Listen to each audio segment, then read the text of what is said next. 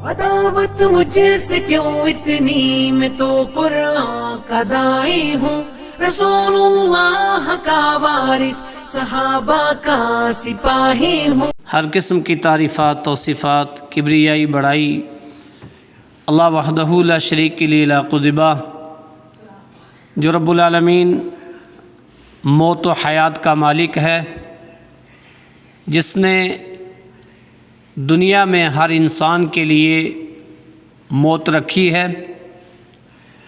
انگنت درود و سلام ہوں انبیاء علیہ الصلاۃ والسلام کی مقدسہ جماعت پر، خصوصاً امام الانبیاء محبوب کبریہ محمد مصطفیٰ صلی اللہ علیہ وسلم پر۔ حاضرین جمعہ، عید میلاد النبی کی شرعی حیثیت کیا صحیح اور کیا غلط، اس تعلق سے آپ نے پچھلا خطبہ سنا۔ رسول اکرم صلی اللہ علیہ وسلم جن کو اللہ رب العالمین نے امت محمدیہ کے لیے ایک احسان کہا ہے کہ میرا تمہارے اوپر ایک احسان ہے کہ میں نے تم ہی میں سے ایک ایسا رسول بھیجا جو تمہیں میری آیتیں پڑھ کر کے سناتا ہے اور صراط مستقیم کا راستہ بتاتا ہے۔ رسول اللہ صلی اللہ علیہ وسلم، آپ کی بعثت کا مقصد دعوت توحید، دعوت دین کی تکمیل۔ خود رسول اکرم صلی اللہ علیہ وسلم فرماتے ہیں، بعثت لأتمم مکارم الاخلاق، مجھے میرے رب نے اسی لیے بھیجا ہے کہ میں اخلاق کو مکمل کروں، اخلاق کی تعلیمات کو لوگوں کے درمیان عام کروں، توحید کا درس دوں۔ وَلَقَدْ بَعَثْنَا فِي كُلِّ أُمَّةٍ رَسُولًا أَنِ اعْبُدُوا اللَّهَ، اللہ تعالیٰ نے فرمایا ہم نے ہر امت میں جو رسول بھیجا، اس رسول کی بعثت کا مقصد ہی یہی کہ وہ ایک اللہ کی توحید کی دعوت دے، لوگوں کو شرک کی گندگی سے، دوسرے گناہوں سے پاک و صاف کرے اور اللہ کی ذات سے ڈرنے کا حکم دے، اپنی ہی اتباع کا حکم دے۔ رسول اکرم صلی اللہ علیہ وسلم کی بعثت کا مقصد بھی یہی۔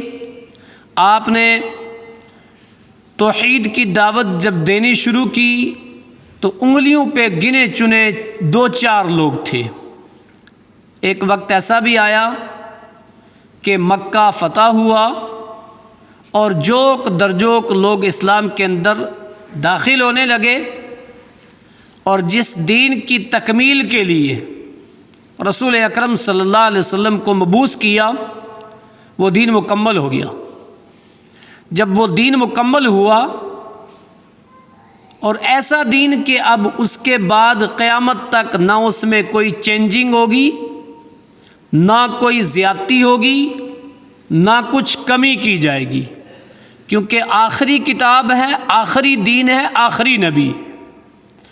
اس کے بعد اگر کوئی چیز زیادتی کی جائے گی اس دین میں، تو اللہ نے سورہ ال عمران میں فرمایا، وَمَن يَبْتَغِ غَيْرَ الْإِسْلَامِ دِينًا فَلَن يُقْبَلَ مِنْهُ، دین اسلام کی طرف منسوب کر کے کوئی چیز بھی ایڈ کی جائے گی اس کے اندر، خوشی کے نام پر، غمی کے نام پر، ثواب کے نام پر، عبادت کے نام پر، نیکیوں کے نام پر، ہرگز ہرگز میں اس کو قبول نہیں کروں گا۔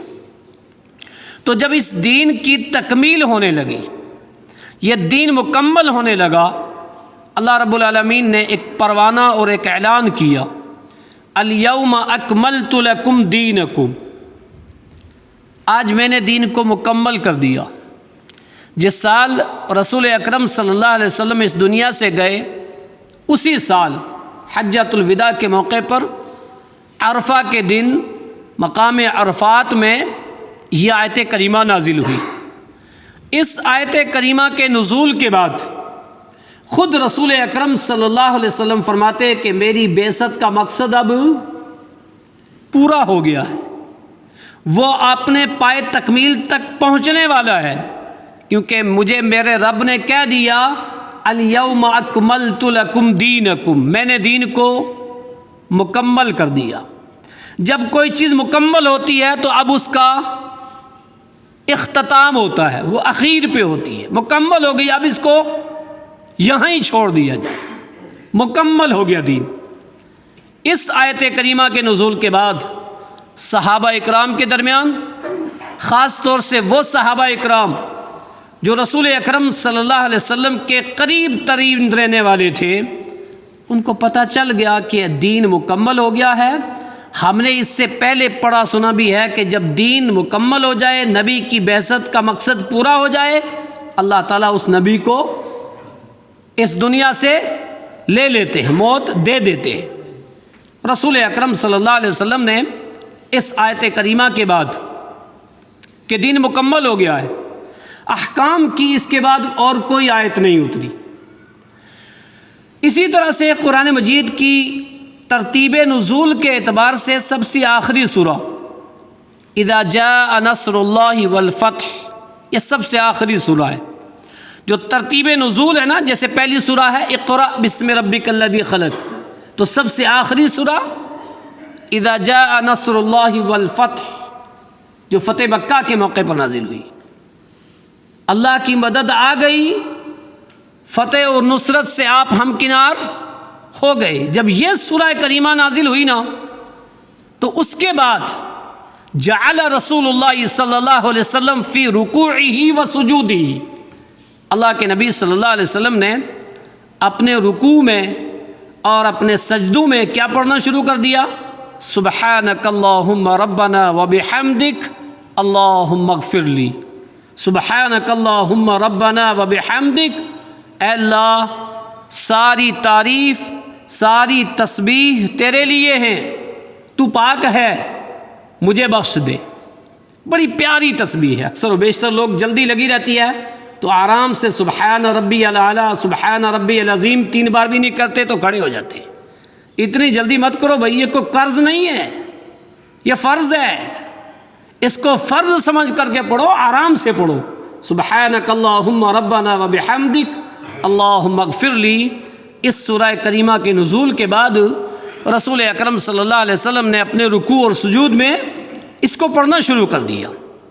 اس کے بعد رسول اکرم صلی اللہ علیہ وسلم، دین مکمل ہو گیا ہے، آپ کی بعثت کا مقصد پورا ہو گیا ہے، مکہ فتح ہو گیا ہے، دور تک اسلام کی تعلیمات پہنچ گئی ہے۔ اللہ کے نبی صلی اللہ علیہ وسلم نے فرمایا کہ اب جو دین تمہارے پاس ہے، لیلھا کنہاریھا، یہ وہ دین ہے کہ جس کی راتیں بھی دن کی طرح چمک رہی ہیں، اس میں کوئی کجی، کوئی کمی، کوئی زیادتی ضرورت ہی نہیں ہے، مکمل دین ہے، اللہ نے اس کو مکمل کر دیا ہے، اللہ نے اس کو اعلان کر دیا ہے۔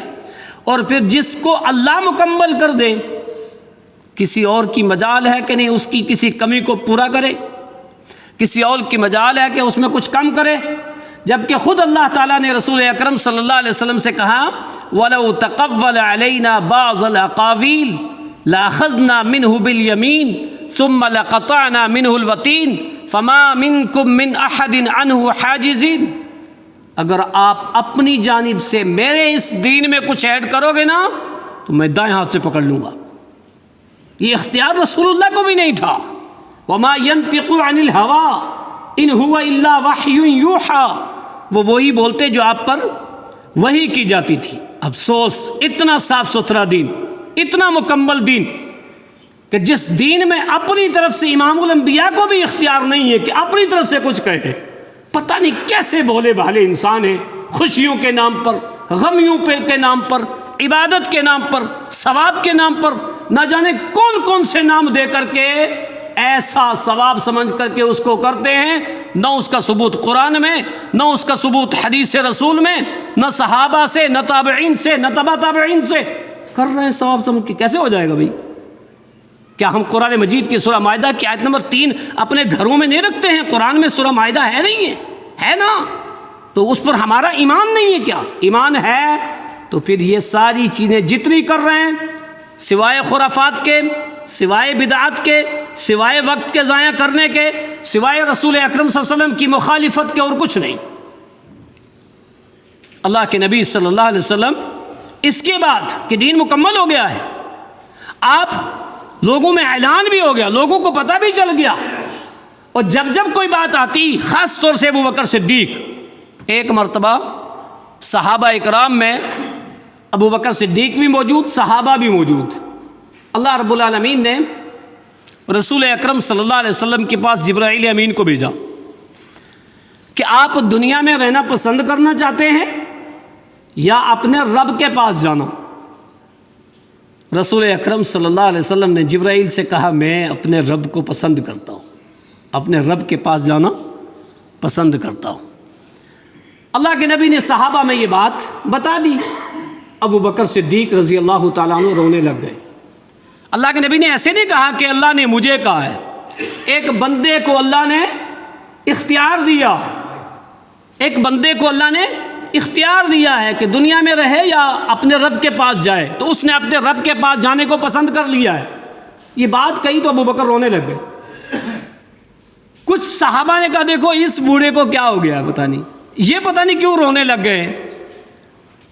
اللہ کے نبی نے ان کا تو کہا نہیں ہے، ایک بندے کا کہا، پتہ نہیں کون ہوں گے۔ ابو بکر صدیق رضی اللہ تعالیٰ عنہ نے صحابہ سے کہا سن لو، یہ وہی ہیں جو کہہ رہے ہیں، یہ رسول اکرم صلی اللہ علیہ وسلم خود ہے۔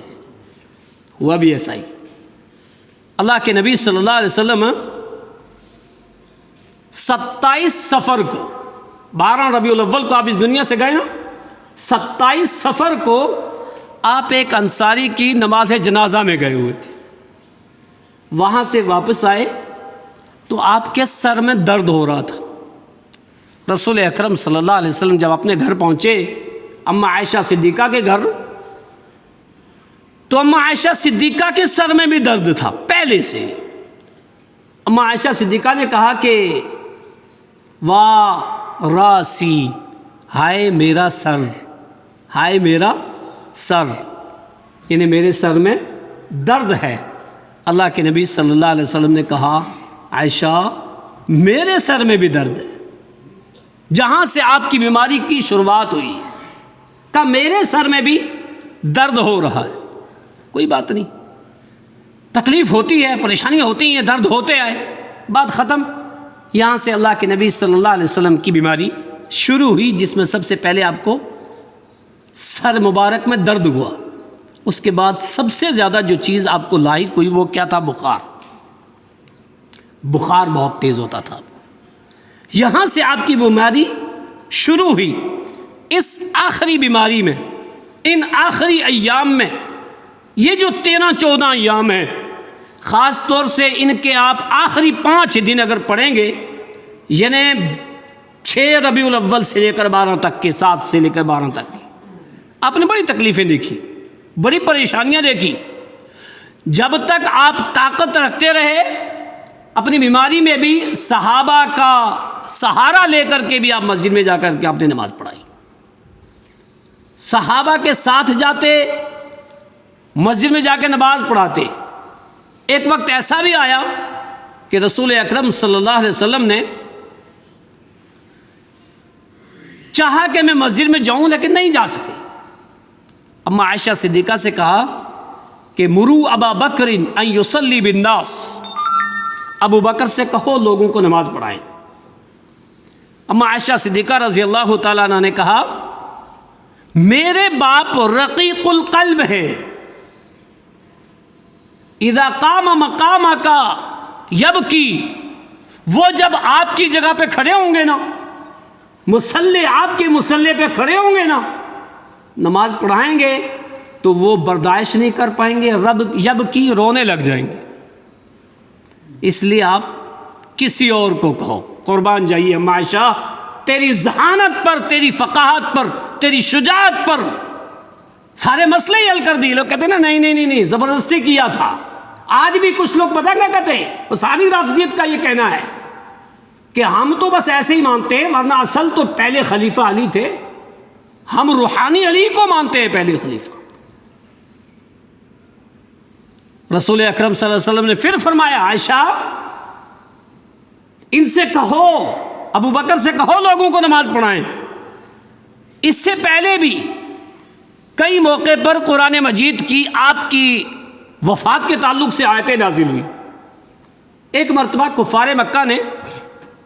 کفار نے ایسی باتیں کی، کوئی بات نہیں، ہم سن رہے ہیں اس کا دین بڑھ رہا ہے، اس کے فالوور بڑھ رہے ہیں، اس پر ایمان لانے والوں کی زیادتی ہو رہی ہے، اور بڑے نیک اور صاف ستھرے ایسے ہو رہے ہیں، کب تک ہوگا؟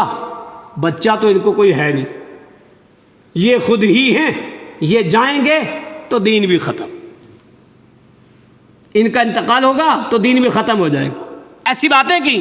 سورہ انبیاء آیت نمبر 34 دیکھیں آپ اٹھا کے، اللہ رب العالمین نے ارشاد فرمایا وَمَا جَعَلْنَا لِبَشَرٍ مِّن قَبْلِكَ الْخُلْدَ وَمَا جَعَلْنَا لِبَشَرٍ مِّن قَبْلِكَ، میرے نبی آپ سے پہلے جتنا بھی انسان آئے میں نے کسی کو ہمیشہ نہیں رکھا ہے، وہ 1000 سال زندہ رہے ہیں لیکن پھر بھی موت آئی ہے۔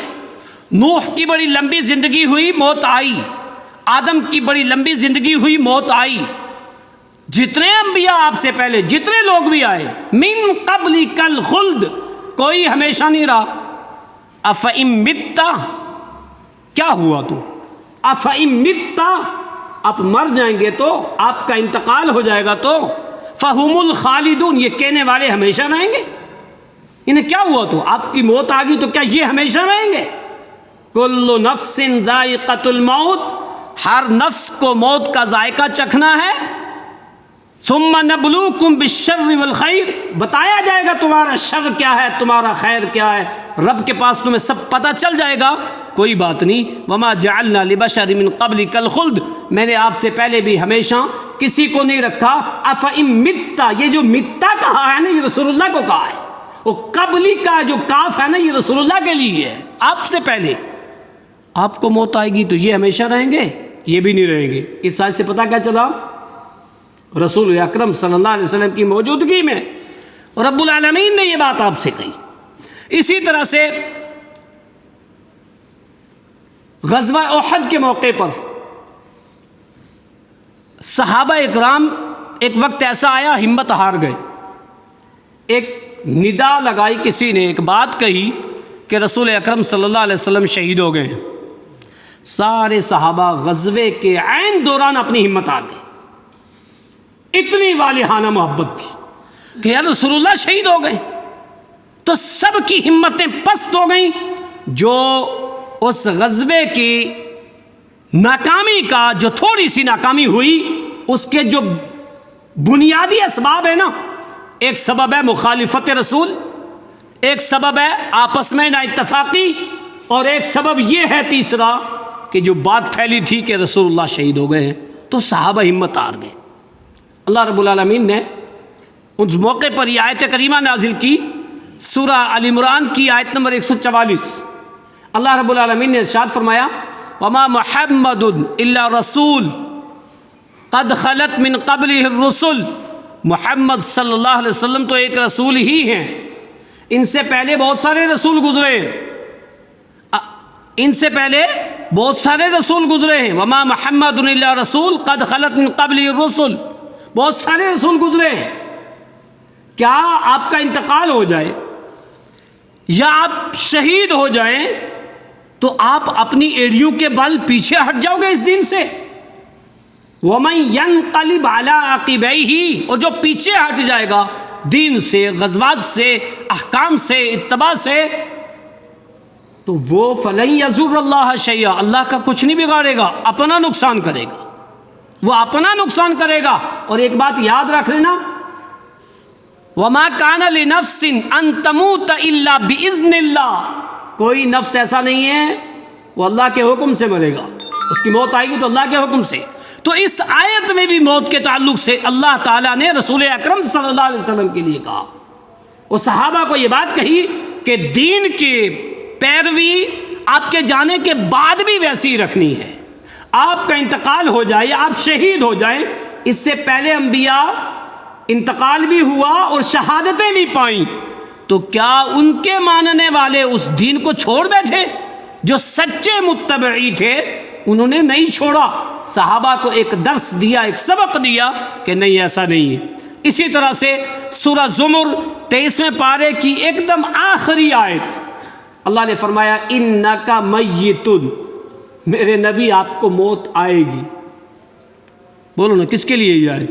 تو کہتے ہیں نہیں او انتقال کا مت کہنا۔ کیوں؟ لوگوں کو منع کر کے تم اس دن خوشیاں مناؤ، تم جلسے اور جلوسے نکالو اس دن، اور ادھر سے عقیدہ یہ رکھو کہ نہیں یہ مت کہنا انتقال نہیں ہوا۔ کیوں؟ تم تو خوشیاں منا رہے ہو، نہ کہو گے نا تم یہ بات۔ لیکن قرآن کہتا ہے انتقال ہوا ہے، ہوگا، قرآن نے تصدیق کی ہے۔ انکا میتن، میرے نبی آپ کو موت آئے گی۔ مانتے ہو شاید کو نہیں مانتے ہو؟ کون نہیں مانتا؟ سارے مانتے۔ اب مسئلہ کیا آ گیا؟ پھر کیا آ گیا؟ پھر وہی مسئلہ کہ ہمارے نزدیک نہیں ہے۔ تمہارے نزدیک نہیں تو قرآن کی آیت کو چھوڑ دو گے؟ یار قرآن کس کے نزدیک ہے؟ اس سے اوپر بھی کوئی نزدیک والے ہیں کہ ہم یوں کہہ کر کے حدیثوں کو چھوڑ دیں، قرآن کو چھوڑ دیں؟ ہمارے نزدیک نہیں ہے، فلاں کے نزدیک نہیں ہے، بڑوں کے نزدیک نہیں ہے۔ کہا انکا میتن، میرے نبی آپ کو مرنا ہے، اور ان سب کو مرنا ہے، اور پھر تم سب کو میرے پاس آنا ہے۔ کہاں جاؤ گے؟ قرآن مجید کی تینوں آیتیں، سورہ زمر کی آیت، سورہ انبیاء کی آیت، سورہ آل عمران کی آیت، یہ تینوں آیتیں آپ کی موجودگی میں یہ اعلان ہوا ہے کہ ایسا ہونا ہے۔ تو رسول اکرم صلی اللہ علیہ وسلم 27 صفر کو جنازے سے واپس آئے، سر میں درد ہوا، آپ کی بیماری شروع ہو گئی۔ اس دوران میں کچھ ایام انتہائی سنگین، خاص طور سے آخری ایام، ایک مرتبہ اللہ کے نبی صلی اللہ علیہ وسلم نے صحابہ اکرام سے ایک بات کہی، ازواج مطہرات سے ایک بات کہی کہ عائشہ کی باری کب آئے گی؟ عائشہ کی باری کب آئے گی؟ کیونکہ اللہ کے نبی نے بیویوں کی باریاں متعین کی تھی۔ عصر کی نماز پڑھنے کے بعد ساری بیویوں کے ہاں جاتے، حال چال پوچھتے، کوئی ضروریات زندگی ہوتی پوری کرتے، پھر جس دن جس کے ہاں باری ہوتی رات اس کے ہاں رہتے۔ ازواج مطہرات سب کی سب سمجھ گئی کہ آپ یہ بات کیوں کہہ رہے ہیں۔ سب نے کہہ دیا کہ آپ جہاں رہنا چاہیں رہیں۔ اللہ کے نبی صلی اللہ علیہ وسلم نے اماں عائشہ کے ہاں رہنا پسند کیا، آخری بیماری میں بھی۔ پوچھو رافضیت سے، جن کو عائشہ سے دشمنی ہے، فاطمہ سے محبت ہے، ایسا کیسے ہو سکتا ہے؟ بیٹی سے محبت، ماں سے دشمنی؟ عائشہ کے ہاں رہنا پسند کیا۔ اماں عائشہ صدیقہ رضی اللہ تعالیٰ عنہ فرماتی ہیں ایک مرتبہ دوسری ازواج مطہرات بھی موجود، اور اللہ کے نبی صلی اللہ علیہ وسلم نے ازواج مطہرات کو کیا کہا؟ میرا جی چاہتا ہے میں مسجد میں جاؤں گا، آؤ ایک کام کرو تو الگ الگ مشکینوں کے پانی لاؤ، اور وہ پانی میرے اوپر بہاؤ، مجھے کچھ افاقہ ہو، کچھ ہوش آئے، اور میں مسجد میں جاؤں۔ حدیث سنیں، صحیح بخاری کی حدیث نمبر 4442 نمبر کی روایت ہے۔ اماں عائشہ کہتی ہیں جعل رسول اللہ صلی اللہ علیہ وسلم قبض فی وجہہ یتغشاہ، جس بیماری میں رسول اکرم صلی اللہ علیہ وسلم کا انتقال ہوا، آپ کو جب غشی طاری ہوتی تو آپ نے کیا کہا؟ صبوا علی 7 قرب لم تحلل اوقیتہن، 7 مشکیزوں کا پانی لاؤ جن کو ڈھکن ابھی کھولا ہی نہ گیا ہو، جیسے لایا تھا ویسا ہی ہے، آدھا نہیں ہے۔ صبوا علی، میرے اوپر بہاؤ، میرے اوپر ڈالو۔ کیوں؟ لعلی اعہد علی الناس، تاکہ میں جاؤں اپنے صحابہ کے درمیان اور صحابہ سے بات چیت کروں، صحابہ سے کچھ باتیں کہوں، عہد و پیمان کروں۔ لوگوں نے یہاں عہد سے رافضیت نے شیعے شوشے نکالے ہیں جو کسی مفسر نے نہیں نکالے۔ اللہ کے نبی نے کہا تھا میں جاؤں اور لکھ کر کے دوں کہ علی کو خلیفہ بنانا، کہاں ہے اس کے اندر؟ خود سے نکالے، عہد علی الناس، میں جاؤں لوگوں کے پاس۔ آپ کیا کہنا چاہتے تھے کہ تمہیں پتہ چل گیا ابو بکر کو نہیں چلا، علی کو نہیں چلا، عثمان کو نہیں چلا، حسنین کو نہیں چلا، یہ آج کے زمانے کے لوگوں کو چل گیا پتہ؟ عہد علی الناس، لوگوں سے عہد و پیمان کروں۔ وہ کون سے عہد و پیمان تھے؟ آج پتہ چل گیا۔ کہا میں جاؤں لوگوں کے پاس اور میں ایسا کروں۔ ازواج مطہرات اماں عائشہ کہتی ہیں فی مخزب لحفصہ، حفصہ کے پاس ایک بڑا ٹب تھا اور کسی کے پاس ٹب نہیں تھا. تھے اما عائشہ کے پاس، ٹب کس کے ہاں تھا؟ حفصہ کے پاس. کیا آپس میں میل جول تھا. واللہ بڑا مشکل ہوتا ہے جس کی 2 بیویاں ہوں نا اور شوہر ایک بیوی کے ہاں ہو تو دوسری کہے میرے ہاں سے کچھ جائے تو کیوں جائے. لیکن آیا حفصہ کے ہاں ٹب تھا، وہ ٹب منگوایا، اس ٹب میں بیٹھے رسول اکرم صلی اللہ علیہ وسلم پر کیا کیا؟ پانی بہایا گیا. فجعل تفیق یشیر الناس فعلتن، آپ نے اشارہ سے کہا بس بس بس، مت ڈالو اب پانی، مت ڈالو پانی. اتنی پریشانی آپ نے دیکھی اسی مہینے میں نا، اسی 12 ربیع الاول اور اسی 9 ربیع الاول کو اور 11 اور 12 اور 5 کو. ان دنوں میں سخت تکلیفیں دیکھی آپ نے، ایسا بھی کیا. پھر اسی طرح سے ایک مرتبہ آپ کی بیماری کے ایام میں عبداللہ ابن عباس، اما عائشہ صدیقہ رضی اللہ تعالیٰ عنہ راویہ حدیث ہیں، وہ فرماتی ہیں لما نزل برسول اللہ صلی اللہ علیہ وسلم جعل تفیق یطرح، اللہ کے نبی صلی اللہ علیہ وسلم سخت تکلیف میں تھے. آپ کے چہرے مبارک پر ایک چادر تھی آپ کے اوپر، اور کیا کرتے؟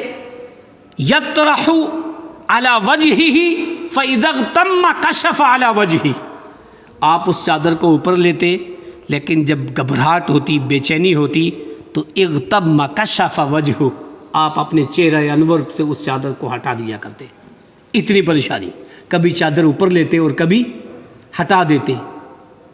وَهُوَ يَقُولُ كَذَلِكَ، اسی کنڈیشن میں آپ اس وقت کہہ رہے تھے لعن اللہ اليہود والنصار اتخذوا قبور انبیائہم مساجدا، یہود و نصارہ پر اللہ کی لعنت ہو، انہوں نے اپنی انبیاء کی قبروں کو سجدہ گاہ بنا لیا. یہود و نصارہ پہ اللہ کی لعنت ہو، انہوں نے اپنے انبیاء کی قبروں کو سجدہ گاہ بنا لیا. اما عائشہ فرماتی ہیں یحذر مثل ما صنعوا، یحذر آپ ڈرا رہے تھے، یحذر آگاہ کر رہے تھے، متنبہ کر رہے تھے ازواج مطہرات کو، صحابہ اکرام کو، مثل ما صنعوا، خبردار میرے ساتھ ایسا مت کرنا، خبردار میرے ساتھ ایسا مت کرنا. نبی اکرم صلی اللہ علیہ وسلم نے اپنی آخری بیماری میں یہ وصیت کی تھی. آج تک الحمدللہ بے شمار خانقاہوں پہ سجدے ہوئے، بے شمار لوگوں کی قبروں پہ سجدے ہوئے، امام الانبیاء کی قبر پہ آج تک سجدہ نہیں ہوا، اور انشاءاللہ امید رکھتے ہیں تا قیامت سجدہ ہوگا بھی نہیں. اللہ تعالیٰ ایسے بدعتیوں کو، مشرکوں کو وہاں کا حواری نہیں بنائے گا کہ نبی کی قبر پہ سجدہ ہونے لگے، کیونکہ نبی نے آخری ایام میں یہ وصیت کی تھی اور صحابہ سے کہا تھا لا تطرونی کما اطرت النصارى عیسی ابن مریم، خبردار میرے بارے میں غلو مت کرنا. غلو کرتے ہیں لوگ قوالیوں کی شکل میں، اشعار کے شکل میں، بے شمار ایسے غلو کرتے ہیں کہ جو مقام آپ کا نہیں وہ دیتے ہیں، جو مقام آپ کا ہے وہ چھین لیتے ہیں. ان چیزوں میں ایسا ہوتا ہے، لیکن نبی نے فرمایا خبردار لا تطرونی کما اطرت النصارى عیسی ابن مریم فقولوا انما عبد اللہ ورسولہ، خبردار عیسیٰ ابن مریم کے ساتھ جو ہوا میرے ساتھ کبھی ایسا مت کرنا، میری تعریف میں ایسا غلو مت کرنا، میرے بارے میں ایسا غلو مت کرنا. میں اللہ کا بندہ اور اس کا رسول ہوں، مجھے اس کا بندہ اور اس کا رسول ہی کہنا، کچھ اور مت کہنے لگنا. الحمدللہ کچھ نہیں کہا جاتا. کہتے ہیں اگر کوئی تو وہ ان اپنے نظریے کے مطابق کہتے ہیں، ورنہ رسول اکرم صلی اللہ علیہ وسلم اللہ کے پیارے، اللہ کے چہیتے، امام الانبیاء، خاتم الرسل، رسولوں میں سب سے افضل، سب سے اعلیٰ رسول ہیں آپ، بندے ہیں آپ، یہی کہا جائے گا. تو ایسی کنڈیشن میں بھی آپ نے صحابہ کو وصیت کی کہ خبردار میرے ساتھ ایسا مت کرنا، میری قبر پہ سجدہ مت کرنا. اسی طرح سے تیسری حدیث اس تعلق سے، اللہ کے نبی صلی اللہ علیہ وسلم خاص طور سے آخری 2 دن رسول اکرم صلی اللہ علیہ وسلم نے صحابہ اکرام کو جہاں بہت ساری باتیں یہ وصیت کی کہ ایسا مت کرنا، ایسا مت کرنا، آپ کی تکلیف بھی بڑھ رہی ہے، آپ کی پریشانی بھی بڑھ رہی ہے۔ اما عائشہ صدیقہ رضی اللہ تعالیٰ عنہ، دوسری ازواج مطہرات موجود، حضرت فاطمہ رضی اللہ عنہا آئیں۔ حضرت فاطمہ نے سنن ترمذی کی روایت 897 نمبر کی، فاطمہ جب اللہ کے نبی کے پاس آئیں تو اللہ کے نبی نے اپنے پاس بلایا اور کان میں کوئی بات کہی تو حضرت فاطمہ نے رونا شروع کر دیا۔ پھر پاس بلایا اور کان میں کوئی بات کہی تو حضرت فاطمہ مسکرانے لگی۔ اما عائشہ صدیقہ نے پوچھا، فاطمہ کیا کہہ رہے تھے رسول اللہ؟ حضرت فاطمہ نے کہا، یہ میرے باپ کا راز ہے، میں نہیں بتاؤں گی۔ اما عائشہ خاموش ہوگی، پوچھا بھی نہیں۔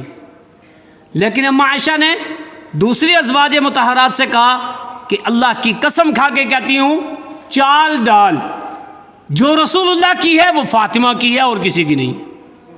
اس وقت فاطمہ آ رہی تھی نا، فاطمہ کو دیکھ کر کے یہ لوگوں نے آپس میں دور کیا ہے کہ نہیں وہ اہل بیت میں ہے تو یہ نہیں ہے، تو وہ فلاں ہے، یہ فلاں ہے۔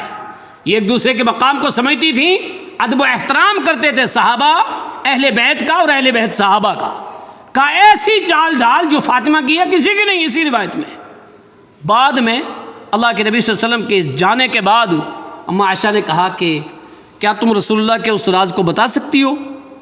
کیا تھا وہ؟ کہا ہاں اب بتا سکتی ہوں۔ کہا یہ تھا وہ کہ اللہ کے نبی نے مجھے پہلے کان میں کہا تھا کہ مجھے اسی بیماری میں ہی میری موت ہو جائے گی، میں اس بیماری ہی میں چلا جاؤں گا۔ تو میں رونے لگی۔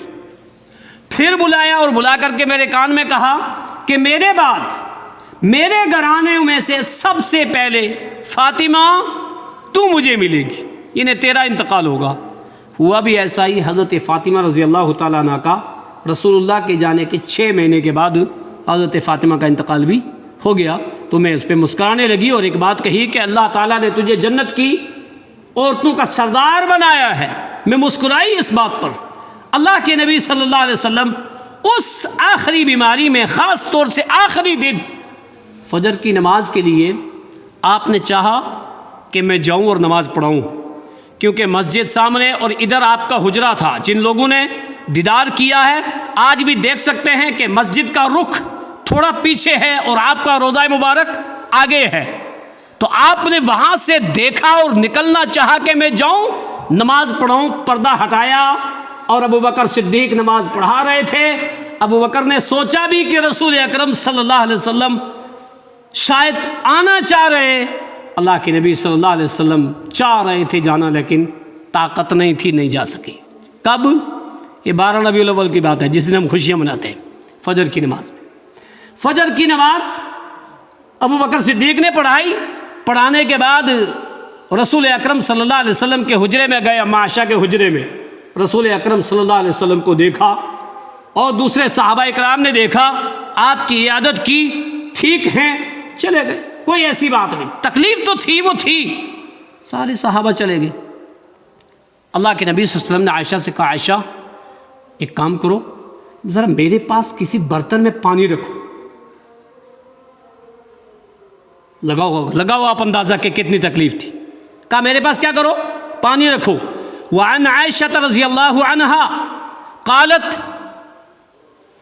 لما قبض رسول اللہ صلی اللہ علیہ وسلم وعنده قدح يدخل يده يمسح على وجهه، جب اللہ کے نبی صلی اللہ علیہ وسلم کا جس دن آپ کا انتقال ہوا، آپ نے کہا میرے پاس پانی رکھو۔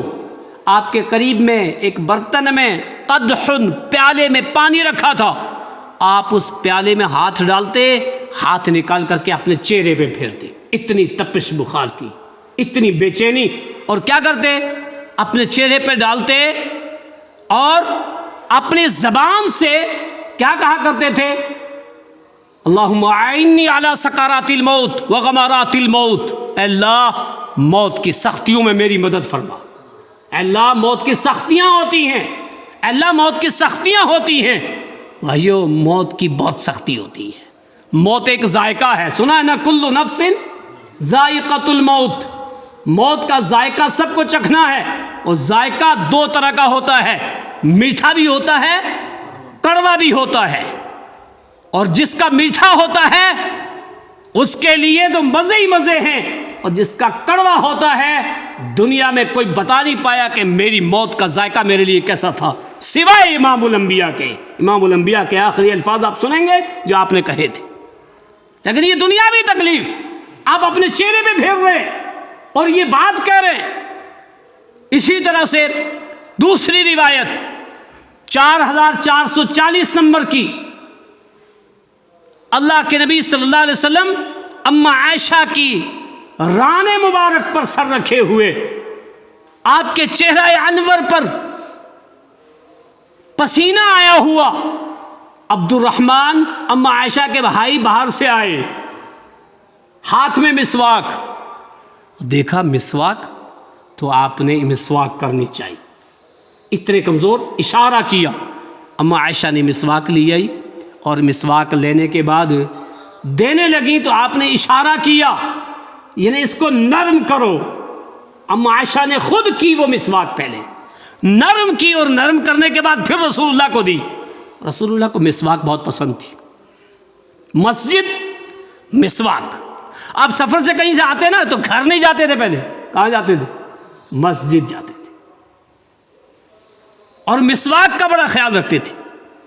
لولا ان اشق علی امتی لامرتم بالسواک مع کل صلاۃ، اللہ کے نبی نے کہا بھی تھا کہ اگر مجھے اس بات کا ڈر نہ ہونا کہ میری امت کے لیے مشکل ہو جائے گا، میں ہر نماز کے لیے مسواک کو ضروری قرار دوں۔ لیکن دیکھو ہمارے گھروں میں بے شمار جگہوں پہ کئی سارے وہ برش رکھے ہیں جو مسوڑوں کو کمزور کر دیتے ہیں، جو کمزوری لاتے ہیں، کچھ نہیں کرتے۔ طرح طرح کے آلات جو نہ جانے کس کس چربی کے بنے ہوئے ہمارے پاس موجود ہیں، ڈاکٹر کا بتایا ہوا نسخہ موجود ہے امام الانبیاء کا کہ جس پہ ثواب بھی ملے اور صفائی بھی۔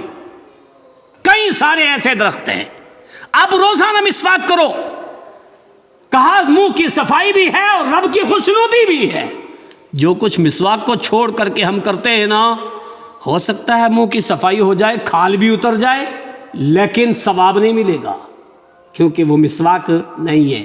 مسواک کی پابندی کرنا یہ سنت رسول ہے۔ اللہ کے نبی صلی اللہ علیہ وسلم مسواک کیا کرتے تھے، تو وہ مسواک اماں عائشہ نے نرم کر کے دی۔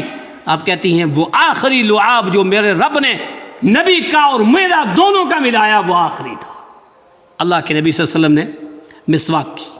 اس وقت کہتی ہیں اللہ کے نبی صلی اللہ علیہ وسلم آخر میں، ایک دم آخری لمحات میں، رسول اکرم صلی اللہ علیہ وسلم کی چہرہ انور پسینہ اور آپ کی ٹکٹکیاں، آپ کی آنکھیں اوپر کی طرف لگ گئی، اور اپنی زبان سے آپ اس وقت کیا کہہ رہے تھے؟ اللہم اغفر لی وارحمنی والحقنی بالرفیق الاعلی۔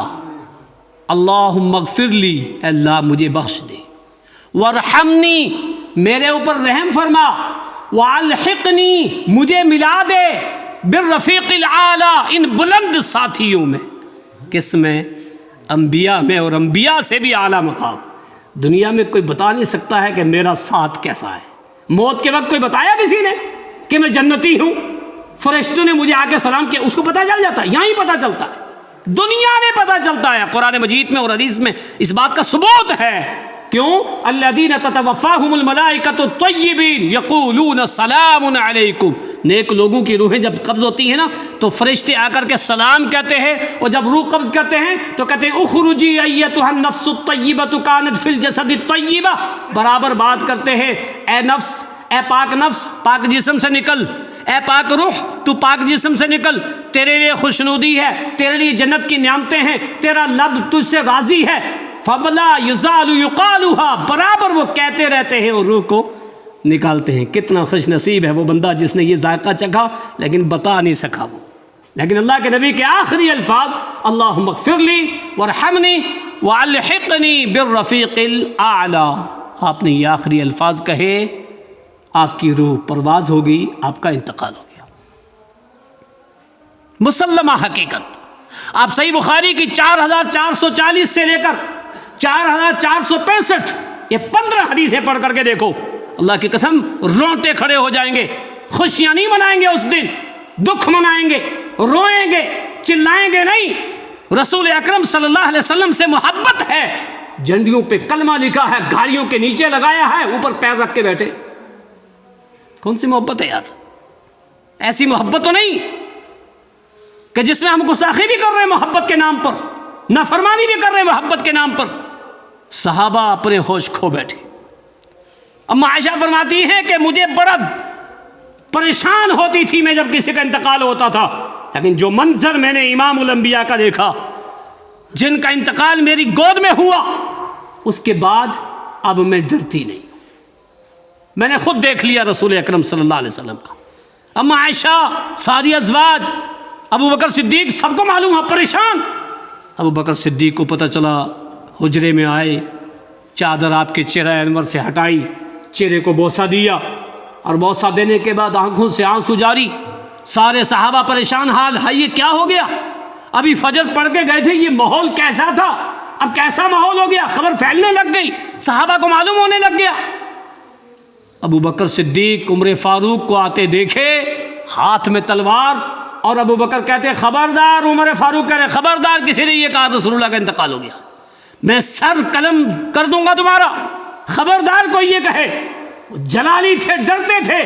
جس ابو بکر سے شیطان ڈرتا اور گلی سے راستہ چینج کر لیتا تھا، اس ابو بکر سے لوگ بھی ڈرتے تھے، لوگ بھی ڈرتے تھے عمر صدیق سے، عمر بن خطاب سے۔ تو لوگ ڈر گئے کہ عمر کے ہاتھ میں تلوار ہے۔ ابو بکر صدیق نے سوچا کہ بڑا مشکل وقت ہے، کیا کریں؟ ادھر یہ اعلان یہ کر رہے ہیں، ادھر آپ کا انتقال ہو گیا ہے۔ آپ نے عمر سے کچھ نہیں کہا۔ ابو بکر صدیق سائیڈ میں ہوئے، تھوڑی اونچی جگہ پہ کھڑے ہو کر کے آپ نے خطبہ دیا، اما بعد فمن کان منکم یعبد محمدا فإن محمدا قد مات ومن کان منکم یعبد اللہ فإن اللہ حی لا یموت وما محمد الا رسول قد خلت من قبلہ الرسل۔ کہا لوگو، تم میں سے جو محمد رسول اللہ کی عبادت کرتا تھا تو آپ کا انتقال ہو گیا۔ تو محمد رسول اللہ کی عبادت نہیں، اتباع ہے، یعنی کوئی آپ کی عبادت تو نہیں کرتا تھا نا، عبادت کس کی کرتے ہو؟ فإن اللہ حی لا یموت، اللہ زندہ ہے، اللہ کو موت نہیں ہے۔ عقیدہ توحید بھی بیان کیا ایسے موقع پر کہ عبادت اس کی ہوگی جو ہمیشہ زندہ رہتا ہے، ورنہ یہ کہنے کی کیا ضرورت تھی؟